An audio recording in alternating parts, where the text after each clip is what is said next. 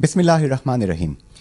आज़ाद जम्मू कश्मीर के ज़िम्मेदारियों के एतबार से सबसे बड़े एरिया को कवर करने वाले डिस्ट्रिक्ट हेल्थ ऑफिसर डॉक्टर राजा फ़िदा हुसैन इस वक्त मेरे साथ मौजूद हैं।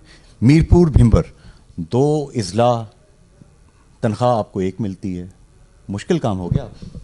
हाँ, लेकिन गवर्नमेंट ने जो ज़िम्मेदारी दी है, मेरी हमेशा से कोशिश है कि जो भी ज़िम्मेदारी मुझे दी जाए वो अच्छे तरीके से मैं निभाऊँ। तो I am trying my best कि मैक्सिमम जितना परफॉर्म कर सकता हूँ वो कर रहा हूँ। आप इस वक्त सदर आज़ाद कश्मीर के ज़िले बैरिस्टर सुल्तान महमूद चौधरी साहब के ज़िले के भी डिस्ट्रिक्ट हेल्थ ऑफिसर हैं फ़िदा साहब, और वज़ीर आज़म आज़ाद कश्मीर जनाब चौधरी अनवारुल हक साहब के ज़िले के भी आप DHO हैं।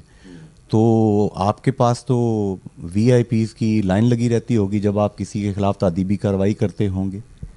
नहीं, मेरा नहीं ख्याल कोई इस तरह का काम है, क्योंकि मीरपुर में भी मुझे काम करते हुए ख़ासा तजर्बा है, मीरपुर का भी, और बिमर भी मैं इससे पहले काम कर चुका हूँ। तो ये जो दोनों साहिबान आपने नाम लिया है, जनाब सदर ग्रामी और जनाब वज़ीर आज़म, कभी भी इन दोनों साहिबान के ऑफिस की तरफ से या इनकी तरफ से कोई इस तरह की बात कभी भी नहीं हुई। तो मैं आपको बताता हूँ कि ये फुल ओपन हैंड आपके पास होता है कि आप जैसे भी परफॉर्म करना चाहते हैं आप परफॉर्म करें, और वैसे भी हम प्रोफेशनल लोग हैं, और प्रोफेशनल जो हमारी एक्टिविटीज़ होती हैं उसमें कभी भी किसी ने मुदाखलत नहीं की। माशाल्लाह माशाल्लाह, ये बहुत बड़ा कॉम्प्लीमेंट है मेरा ख्याल है बैरिस्टर सुल्तान महमूद चौधरी साहब के लिए भी और चौधरी अनवारुल हक साहब के लिए भी। तो आजकल मैं देख रहा था अंसर निसार अब्दाली साहब आपके मेहमान थे, 5-6 दिन गालबन उन्होंने आपके साथ यहाँ गुजारे। कोई पोलियो की कैंपेन चल रही थी, कुछ अहवाल सुनाएं फ़िदा साहब, क्या चल रहे हैं? जी हाँ, वज़ीर सेहत-ए-आमा ने विज़िट किया बड़ा डिटेल डिस्ट्रिक्ट मीरपुर का, और उसमें न्यू सिटी टीचिंग हॉस्पिटल, उसमें divisional teaching hospital, medical college, और उसके साथ साथ क्योंकि पोलियो कैंपेन भी शुरू हो रही थी तो उसका भी इफ्तिताह उन्होंने फरमाया इधर DHO ऑफिस मीरपुर में। तो बेसिकली हेल्थ सिस्टम में जो भी शॉर्ट कमिंग्स हैं, जैसा कि आपने सुना होगा कि जो हमारा न्यू सिटी टीचिंग हॉस्पिटल है वो फंक्शनिंग उसकी इतनी अच्छी नहीं थी, उस पर उन्होंने कुछ इंटरवेंशंस की, कुछ जो है ना वो यूनिट्स शिफ्ट किए उधर, और यकम से आज उसने काम करना शुरू कर दिया है। तो जब भी कोई वज़ीर सेहत-ए-आमा या कोई भी सेक्रेटरी सेहत-ए-आमा या कोई भी हायर ऑफिस से यहाँ पे मीरपुर आते हैं तो उसका हमें फ़ायदा होता है कि जो हमारे मसाइल होते हैं उनके साथ हम शेयर करते हैं और कुछ ना कुछ उसमें बेहतरी आ जाती है उसके बाद। बिल्कुल सही जी।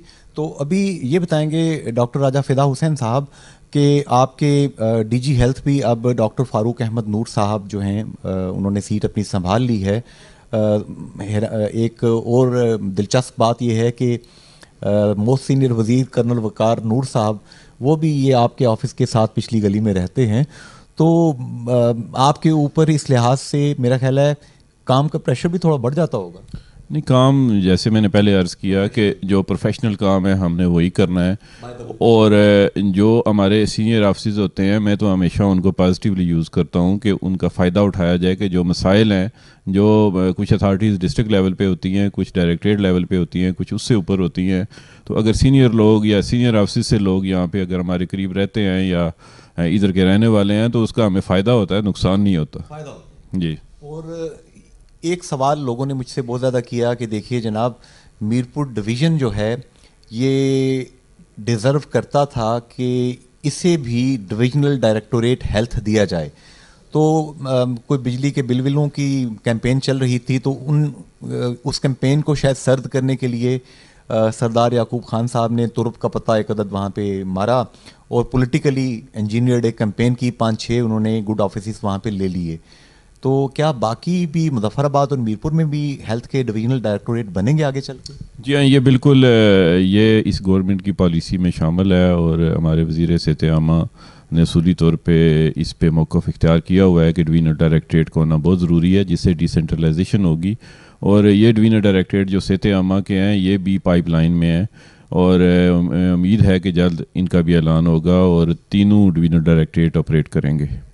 अच्छा, एक हम सुन रहे थे पिछले दिनों में कि यहाँ पे कैंपेन एक चल रही थी कि एलाइड जो सर्विसेज हैं, लाइक यहाँ पे ब्यूटी पार्लर्स चलते हैं, यहाँ पे हजाम हैं, यहाँ पे दीगर लोग हैं कि जिनका ताल्लुक हेल्थ डिपार्टमेंट के साथ है, आप उनकी वर्कशॉप्स वगैरह तो करवाते रहते हैं। सुने आप इस चीज़ को मज़ीद अब बेहतर कर रहे हैं? अलाइड हेल्थ साइंसेज तो प्रैक्टिकली वो अदारे आते हैं जहाँ पे डिफरेंट किस्म की ट्रेनिंग्स आती हैं, जैसे पैरामेडिकल स्कूल जहाँ पे डिस्पेंसर के कोर्सेज़ या डिफरेंट टेक्नीशियंस के कोर्सेज़ हैं। तो उस पर एक कमेटी बनी थी गवर्नमेंट लेवल पे, मैं भी उसका मेंबर था। तो उस पर हमारा काम ऑलमोस्ट कंप्लीट हो चुका है और गवर्नमेंट के पास वो नोटिफिकेशन गया हुआ है।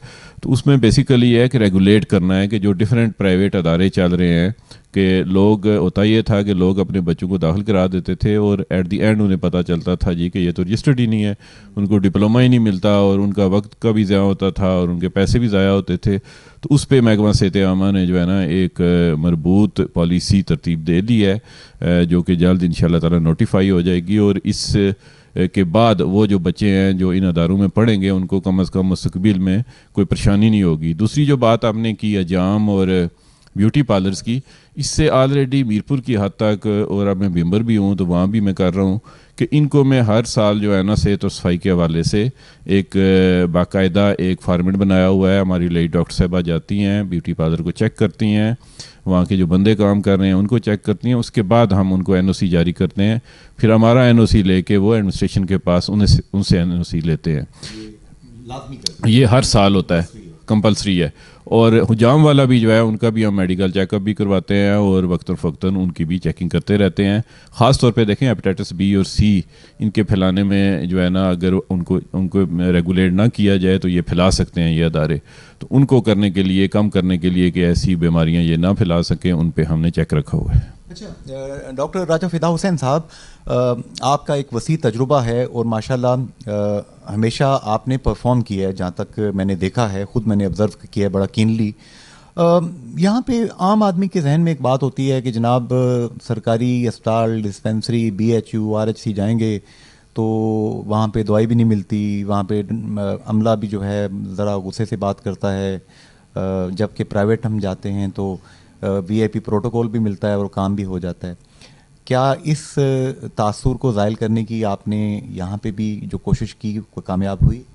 देखें, इसमें एक तो ये है कि रवैये एक दिन में चेंज नहीं हो सकते। इस पे तो मैं बिल्कुल ये नहीं कह सकता जी कि मैंने लोगों के रवैये चेंज कर दिए हैं, लेकिन कोशिश ज़रूर करता हूँ। मंथली रिव्यू मीटिंग करते हैं, क्वार्टरली करते हैं, उसमें जहाँ पे हम उनका काम काज का रिव्यू करते हैं, साथ साथ उनकी काउंसलिंग भी करते हैं। और इसी तरह जब हमारी टीम विज़िट करती है डिफरेंट अदारों की, उन्हें भी हम इस बात पे ज़ोर देते हैं कि सबसे पहले ये है कि अपने रवैये आप दुरुस्त करें, अच्छे तरीके से लोगों के साथ पेश आएँ। फिर उसमें एक बात होती है जुनैद साहब कि अगर आप 99 लोगों के साथ अच्छे तरीके से पेश आएँ तो शायद कोई आपको अप्रिशिएट नहीं करेगा, लेकिन एक बंदे ने अगर बदतमीज़ी कर दी तो वो इतना हाईलाइट हो जाता है कि वो पता ऐसे चलता है जी कि शायद 99 ने बदतमीज़ी की है। तो ये एक नेचर है। और दूसरी बात ये है कि मैं अक्सर अपने तमाम कोलीग्स को, सबऑर्डिनेट्स को बताता हूँ कि ये थैंकलेस प्रोफेशन है हमारा, इसकी जो जज़ा सज़ा है अल्लाह ताला की ज़ात देगी। तो आप किसी के भी अगर काम आ रहे हैं तो काम आना चाहिए, उनका अच्छे तरीके से उनका इलाज करना चाहिए, उनसे बात करनी चाहिए। अगर वो सख्त बात कर भी जाएं तो सुन के सुनी अनसुनी कर दें, क्योंकि हमारा प्रोफेशन ही ऐसा है कि इसमें दुखी लोग आते हैं, दुख के साथ आते हैं, तकलीफ़ के साथ आते हैं। तो कोशिश तो बहुत की है और कर भी रहे हैं, तो आस्ता आस्ता इसमें बेहतरी आ रही है। अच्छा, आजकल हम देख रहे हैं स्मॉग का एक बहुत बड़ा एक लाहौर के अंदर, पंजाब के दीगर शहरों के अंदर प्रॉब्लम बना हुआ है और हेल्थ के प्रॉब्लम्स जनरेट इस हद तक हुए, स्कूलों में छुट्टियां करना पड़ गई लाहौर के अंदर। आज़ाद कश्मीर में मीरपुर जो शहर है, यहाँ पे भी इंडस्ट्री मौजूद है, तो इस हवाले से पब्लिक को आप क्या कहेंगे कि क्या क्या ऐसे काम किए जाएं जिससे कुछ बेहतरी हो सके? देखिए, माहौलियाती तब्दीली जो है ना वो आप डेली देखते होंगे, लाहौर है, कराची है, दिल्ली है, तो ये जो मोस्ट पोल्यूटेड सिटीज़ हैं उनमें इनका शुमार है। तो इसमें हर बंदे ने अपना अपना रोल प्ले करना है। वेस्ट मैनेजमेंट के हवाले से, इंडस्ट्रीज़ के हवाले से हमारा महकमा माहौलियात भी है, उनके साथ भी हमारा इंटरेक्शन रहता है। हेल्थ एजुकेशन भी हम लोगों को देते हैं। आप एक देख लें, एक ये शापर है जो जिसको आम फहम में हम शापर ही कहते हैं, प्लास्टिक का, तो उस पे प्रैक्टिकली बैन है, लेकिन लोग यूज़ कर रहे हैं। फिर इसी तरीके से देखें कि लोग 100 रुपया महीने का दे के अपनी बिन को इस्तेमाल नहीं करते जो घर के बाहर लगी हुई है, बल्कि वो अपना शापर या अपना जो कूड़ा करकट है या अपना जो भी वेस्ट है उसको गली में फेंकना जो है ना अपनी ज़िम्मेदारी समझते हैं। तो ये बात फिर वही आ जाती है रवैयों पे कि हमें अपने रवैये तब्दील करने पड़ेंगे और करने चाहिए। और अल्हम्दुलिल्लाह उतना पोल्यूटेड हमारा सिटी तो नहीं है मीरपुर, लेकिन इन द लॉन्ग रन अगर हमने उन मेजर्स पे अमल ना किया तो ये भी हो जाएगा। तो इस पे भी हम काम कर रहे हैं महकमा मालियात के साथ मिलके, और हेल्थ एजुकेशन जो हमारा लेडी हेल्थ वर्कर का सिस्टम है उनके थ्रू हम लोगों तक ये आगाही भी पहुँचाने की कोशिश कर रहे हैं। बिल्कुल सही। यहाँ पे चूँकि हमारे बहुत से लोग 17 लाख नए फिगर आए हैं बीबीसी की रिपोर्ट के मुताबिक, कि जो इस वक्त बरतानिया में रहते हैं कश्मीरी पाकिस्तानी, वो लोग यहाँ आके बड़ा गिला करते हैं कि देखें जी हमारी चौथी नस्ल है और यहाँ पे चीज़ें बेहतर नहीं हुई बल्कि ख़राब हुई हैं वक्त के साथ साथ। महकमा सेहत में शायद ऐसा नहीं है, यहाँ तो चीज़ें शायद इम्प्रूव हुई हैं, क्या कहते हैं आप? जी अल्हम्दुलिल्लाह, अगर हम इसको 2 डेकेड्स पीछे चले जाएं तो आपके जो 7 हॉस्पिटल है, एक डिस्ट्रिक्ट हेडक्वार्टर हॉस्पिटल 150 बेड का वो हॉस्पिटल था और मेरा ख्याल है 10 या 15 या 20 डॉक्टर थे। आज वहाँ पे अल्हम्दुलिल्लाह 200 से 300 डॉक्टर है और टीचिंग हॉस्पिटल है और 500 बेडेड है। इसी तरीके से कोरोना वबा आपके सामने आई है, कोविड की वैक्सीनेशन का अमल भी हमारे सामने आया है, अर्थक्वेक भी आपके सामने आया है। वो ट्राइंग ओवर बेस्ट, मैं ये नहीं कहता कि हर एक चीज़ परफेक्ट है, लेकिन मेरा ख्याल है कि बदतरीज खासी बेहतरी आई है as compared to previous years, और इसमें आने वाले दिनों में इंशाल्लाह ताला मज़ीद बेहतरी आएगी। अच्छा, हेल्थ केयर कमीशन नाम का एक इदारा हम देखते हैं पंजाब में दीगर इलाकों में काम कर रहा है। आज़ाद कश्मीर में शायद अभी कानून साजी होनी है या क्या होना है, आप ये एजुकेट करेंगे कि निजी शोबा, प्राइवेट हॉस्पिटल्स, क्लिनिक्स और सरकारी शोबा अलाइंड होके चलें। इस हवाले से डॉक्टर फिदा राजा साहब आप क्या बताएंगे? इसमें जो ही ये गवर्नमेंट हमारी जो बनी और निसार अंसर अब्दाली साहब वज़ीर सेहत आमा बने, तो मेरा ख्याल है कि पहले दिन से उन्होंने हेल्थ पॉलिसी पे काम शुरू किया, जिसका ये फाइनल ड्राफ्ट अभी मेरे टेबल पे भी पड़ा हुआ है, आपको मैं दिखाता हूँ।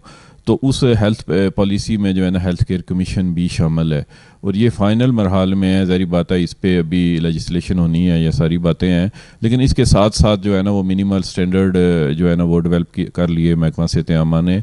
लैब एक्ट की मंजूरी हो चुकी है और इस विज़िट पे मैंने रिक्वेस्ट की थी वज़ीर सेहत आमा से कि उस लैब एक्ट को सामने रखते हुए अगर SOPs बन जाएँ और जो सब कमेटीज़ बननी बाकी हैं वो हो जाएँ तो खासी चीज़ें जो है ना फिर स्ट्रीमलाइन हो जाएंगी। काम जारी है इस पे। अच्छा, ये आपने बात की कि लैब्स, ज़ाहिर है कि डायग्नोस्टिक्स के अंदर यहाँ पे लोग कर रहे हैं, लोगों का रोज़गार भी है, एक फैसिलिटी भी है। इसी तरीके से हम देखते हैं फार्मेसीज़ यहाँ पे कुछ 400 के करीब आपके डिप्टी ड्रग कंट्रोलर ज़हीर साहब ने बताया, आपकी बड़ा उन्होंने शुक्रिया भी उन्होंने अदा किया कि आपकी पूरी सपोर्ट उनको हासिल है स्टैंडर्ड्स को अपग्रेड करने के लिए। तो आप क्या समझते हैं यहाँ पे मीरपुर में, भिंबर में जितनी भी लैब्स हैं, फार्मेसीज़ हैं, मैक्सिमम आपके रेडार के ऊपर मौजूद हैं और उनको आप चेक कर रहे हैं? कोई ऐसा छुपा हुआ तो कोई नहीं है? नहीं, अभी तो देखें हम जो कोई कंप्लेन आती है उस हवाले से उसको देख लेते हैं। अदरवाइज़ मैंने अर्ज़ किया कि लैब एक्ट बन गया है, लैब एक्ट के बगैर आप इनको नहीं देख सकते। अब लैब एक्ट बन गया, थोड़ा सा काम उसका रह गया है कि उसके आगे SOPs बनने हैं और उसकी जो है ना सब कमेटीज़ बननी है। ये 2 चीज़ें जब हो जाएंगी तो फिर हम हर एक चीज़ उनकी चेक करने के काबिल हो जाएंगे। इस के उनके स्टैंडर्ड कैसे हैं कि वो रिज़ल्ट ठीक दे रहे हैं या गलत दे रहे हैं या कितने पैसे ले रहे हैं, या उनकी वेस्ट मैनेजमेंट कैसी है, या बाकी SOPs कैसे हैं। तो वो बहुत करीब हो गया, 90% समझे काम हो गया और 10% रह गया। तो जी हाँ, बिल्कुल ऐसे ही हुआ है। तो वो इंशाल्लाह ताला जो ही ये जो चीज़ें रह गई हैं हो जाएंगी तो हम फिर जिस तरह हम अपने BHURHC को चेक करते हैं तो वो जो भी कमेटी बनेगी वो कमेटी इसी तरीके से प्राइवेट लैब्स को चेक करने के भी उनके पास इख्तियारात आ जाएंगे। अच्छा, यहाँ पे पूरे पाकिस्तान का ये एक इशू है, यकीनन आप इसको जानते हैं और आप यकीनन काम भी कर रहे होंगे इस पर। हम देखते हैं कि एडिक्शन, ड्रग एडिक्शन, नशे की जो मुख्तलिफ चीज़ें, हालतें हैं, इल्लतें हैं, यहाँ पे भी ये चीज़ें मौजूद हैं और चूँकि ओवरसीज़ लोग भी हैं, तो इस हवाले से क्या कानून पूरा आपको सपोर्ट कर रहा है? देखिए, हेल्थ केयर कमीशन में ये आएगा दोबारा, लेकिन क्योंकि हमारे मीरपुर में 6 से 7 ऐसे रिहेबिलिटेशन सेंटर्स मौजूद हैं और पिछले साल कुछ शिकायत भी आ रही थी जी कि उसमें शायद स्टैंडर्ड पे पूरा नहीं उतारा जा रहा उनको। तो वो फिर हमने एक कमेटी बनाई कि एक मजिस्ट्रेट और हमारे डिप्टी ड्रग कंट्रोलर, इन्होंने तमाम जितने भी हमारे रिहेब सेंटर्स हैं उनके विज़िट्स किए और उनमें जो खामियां थीं उसकी भी रिपोर्ट बनाई और उनको बताया कि आपने क्या क्या करना है, और ख़ासी चीज़ें उससे बेहतरी की तरफ जा रही हैं। लेकिन हेल्थ केयर कमीशन बनने के बाद ये 100% फिर वो हमारी लाइबिलिटी हो जाएगी कि हम उनको रेगुलर विज़िट करें, और अभी भी कर रहे हैं कंप्लेंट टू कंप्लेन जो भी होती है तो उसको हम देखते हैं, लेकिन बात वही है कि हेल्थ केयर कमीशन के बनने के बाद 100% फिर उनको रजिस्टर्ड भी होना पड़ेगा पहले शुरू करने से। और अभी भी हमने जो स्टैंडर्ड बनाए हैं उसमें यही रखा है कि जहाँ पे साइकेट्रिस्ट या साइकोलॉजिस्ट नहीं है वो उसको हम जो है ना वो खोलने की इजाज़त नहीं देते। बिल्कुल सही। आखिरी एक दो बातें, हमारा ये प्रोग्राम चूँकि तमाम कॉरिडोर्स तक पहुँचता है, आजकल आपको पता है डिजिटल वर्ल्ड है, व्हाट्सएप, ट्विटर, यूट्यूब, फेसबुक, हर जगह पे ये प्रोग्राम फ्लैश होता है। तो सोसाइटी तमाम लोगों से मिलके बनती है। आपके पास ज़ाहिर है कि हुकूमत की एक पावर, आप इस साइड पे बैठे हैं, लेकिन मैंने देखा है कि आप अमूमन तमाम लोगों को साथ लेके चलते हैं। आप भिंबर में रहे तो आपने वहाँ पे डायलिसिस सेंटर को एक्टिवेट कर दिया, आप मीरपुर आए, आपने यहाँ पे डॉक्टर ताहिर साहब के साथ मिलके बहुत कुछ किया। तो तमाम लोगों को आप क्या मैसेज देंगे कि हेल्थ के हवाले से आपको स्ट्रेंथन कैसे कर सकते हैं आम लोगों की मदद के लिए? देखें, ये बहुत ही बड़ा क्वेश्चन आपने कर दिया है जिसका जवाब शायद 1-2 मिनट में नहीं हो सकता, लेकिन कुछ जो चीज़ें हैं वो बहुत ज़रूरी हैं। एक तो हेल्थ में जो है prevention and promotion, health promotion का बहुत रोल है। तो मैं लोगों से गुजारिश करूंगा कि एक तो यह है कि अपनी हेल्दी लाइफ आप गुजारें। हेल्दी लाइफ का मतलब ये है कि आप हेल्दी ग़िज़ा, मुतवाज़न ग़िज़ा का इस्तेमाल करें। हमारे बच्चे देखें किस तरफ जा रहे हैं, वो जंक फूड की तरफ जा रहे हैं, बर्गर्स और पिज़्ज़ाज़ की तरफ जा रहे हैं, और देयर इज़ नो एक्सरसाइज। वो जो है ना, हम फुटबॉल जो है ना मैदान में खेला करते थे, वो जो है ना लैपटॉप पे खेलते हैं। तो लोगों से मेरी गुजारिश है कि एक तो मुतवाज़न ग़िज़ाएँ अपने घरों में इस्तेमाल करें, और कम अज़ कम ज़्यादा नहीं तो 30 मिनट रोज़ाना की वॉक ज़रूर करें, और स्मोकिंग जो है ना इससे परहेज़ करें। ये तो हेल्थ प्रिवेंशन और प्रमोशन की बात है। तो बाकी पब्लिक प्राइवेट पार्टनरशिप से बेशुमार हमारे अदारे काम कर रहे हैं, जैसा कि आपने एक जिक्र कर दिया, किडनी डायलिसिस सेंटर है। इसी तरीके से एक सेंटर जातना चल रहा है, एक बंगड़ीला चल रहा है, एक डडिया चल रहा है। तो 4 ये अदारे हैं जो सिर्फ रीनल डायलिसिस पे काम कर रहे हैं। इनकी भी सपोर्ट करें। और भी बेशुमार जगह हैं जहाँ पे सपोर्ट करने की ज़रूरत है। तो जो मुहैयर हज़रात हैं वो बिल्कुल हेल्थ में वो अपना जो है ना वो जो भी इन्वेस्ट करना चाहते हैं वो करें, क्योंकि उसका बदला अल्लाह ताला की ज़ात उन्हें देगी। और इसके साथ साथ मैं ज़ोर दूंगा कि हर एक बंदा अपने अपने घर में कम अज़ कम हेल्दी लाइफ गुजारने की कोशिश करे, और अपनी फैमिली को तो कम अज़ कम हेल्दी लाइफ के हवाले से बताए, ताकि ये माशरा जो है ना आगे आके एक हेल्दी माशरा के तौर पे सामने आए। एक ज़िमनी सवाल बनता है डॉक्टर राजा फ़िदा हुसैन साहब, आपका एक वसी तजुर्बा, अयूब मेडिकल कॉलेज से आपने तालीम हासिल की। यहाँ पे जितनी लाट पहले काम कर रही है, कोई निश्तर से पढ़ा है, कोई किंग एडवर्ड से, कोई कहीं से, तमाम सरकारी जो बड़े इदारे हैं वहाँ से पढ़ के आए हैं। अब 3 मेडिकल कॉलेजेस यहाँ सरकारी सेक्टर में काम कर रहे हैं। आज़ाद कश्मीर में एक प्राइवेट मेडिकल कॉलेज है। मेरे इल्म में आया है कि जितने बैचेस पास आउट हुए हैं डॉक्टर राजा फ़िदा साहब, 90% हमारे डॉक्टर्स जो हैं वो ब्रेन ड्रेन की नज़र हो रहे हैं, वो बाहर के मुल्कों में जा रहे हैं। इस ट्रेंड को आप क्या कमेंट करें? देखें, वो तो अपॉर्चुनिटीज़ है ना आपके पास, कि जब आप ग्रेजुएशन कर लेते हैं तो ये आपका डिसीजन है कि आपने इधर काम करना है या उधर करना है। लेकिन मेरा ख्याल है कि हमें भी शॉर्टेज नहीं है।